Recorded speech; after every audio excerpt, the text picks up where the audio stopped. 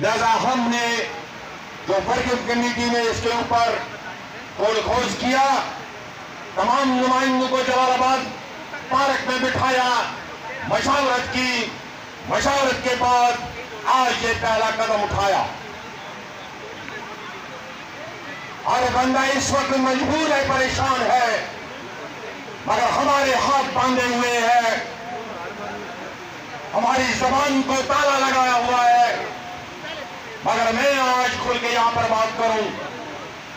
جس نے پھانسی دینی ہے میں اس کے لیے بھی تیار ہوں، مگر اپنے حقوق اور حق کی بات کو چھپا نہیں سکتا۔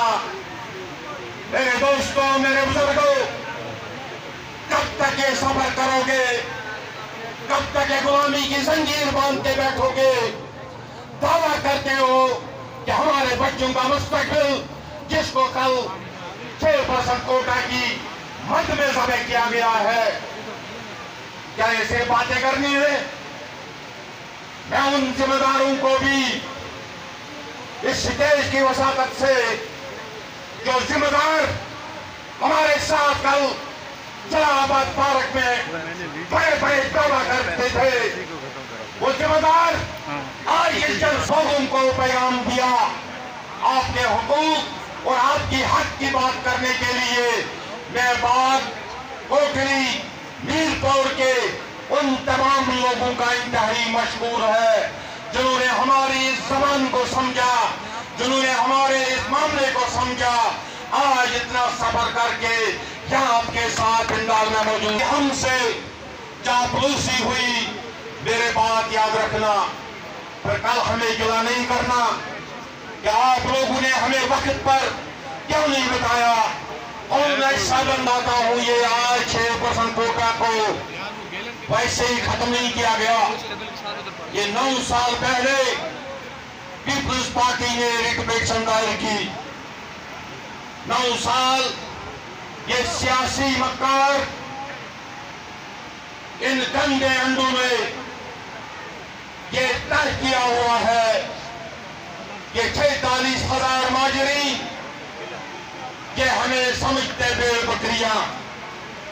اگر یہ 53 کا ٹولہ انہوں نے آج 35 سال بلکہ 70 سال کی جدوجہد کو تہس نہس کر کے رکھ دیا، اور آج پھر بھی ہم آنکھیں بند کریں گے کبوتر کی طرح۔ مجھے آپ یہ سمجھائیے کہ اگر ایک طرف یہاں کا سیاسی پارٹیاں اکٹھی ہو گئی، آپ کے حقوق کے اوپر ڈاکہ ڈالا گیا، تو پھر آپ کس خوشی میں بیٹھے ہو؟ تو پھر آپ ان چیزوں کو بھی دیکھ لیں۔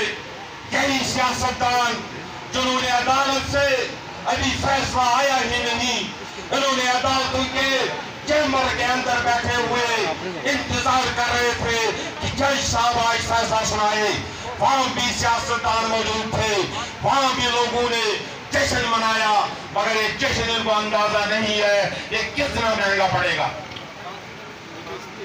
میرے دوستوں، میرے بزرگوں، اس کو محدود کیا گیا، ایسی کوئی بات نہیں ہے۔ یا کسی کو اگر غلط فہمی ہے، وہ غلط فہمی وہ ذہن بالکل صاف کرے۔ ہمارا محسن ادارہ، یہ میں آپ کو واضح کرنا چاہتا ہوں، یہ آپ آج ہی ذہن میں رکھ لیں، ہماری زندگی، ہمارے بچوں کا مستقبل اس ادارے کے بغیر نامکمل ہے۔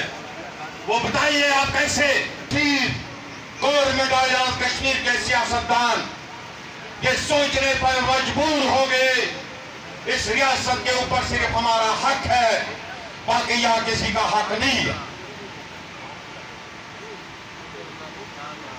تو یہ بات ذہن نشین سارے کر لے، ہم نے جس وقت ہجرت کی، ہم نے وہاں کشمیر کے اندر جو نعرہ لگا، جو پیغام گیا، وہ پاکستان کے نام پر گیا، اور ہم نے پاکستان سے والہانہ محبت کی، کرتے رہیں گے۔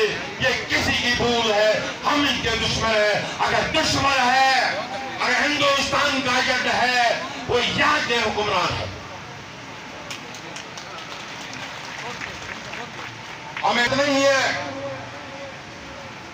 ہم نے اپنے میری محترم کے اوپر یہ بوجھ ڈالا ہے. یہ صرف اس کے اوپر بوجھ نہیں ہے، یہ پوری ورکنگ کمیٹی، پوری 46 مہاجرین کے اوپر یہ بوجھ ہے. امیر محترم نے جس انداز اور جس طریقے سے ہمارے چارٹر آف ڈیمانڈ کو انوائرمنٹ تک پہنچا دیا، مگر آج تک اس کے اوپر عمل نہیں ہو سکا. اس کی وجہ کیا ہے؟ اس کی وجہ صرف یہی ہے کہ ہمارے صفوں کے اندر پار کا کوئی دشمن نہیں ہے. ہمارے اپنے دشمن ہمارے صفوں میں ہے.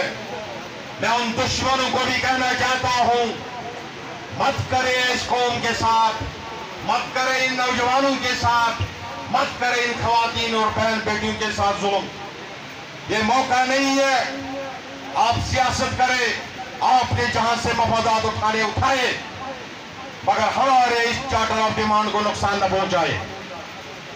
یہ چارٹر آف ڈیمانڈ صرف میرے اپنے بچوں کے لیے نہیں، غزالی صاحب کے بچوں کے لیے نہیں، یا صرف مہاجر کمپ کے لیے نہیں.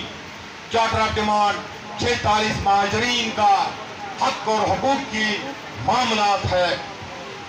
ہم بار بار ان چیزوں کو دوڑتے نواز شہر میں جو ہم کرایہ پر رہنے والے لوگ ہیں، ہماری آپ لوگوں سے بھی بدتر زندگی ہے.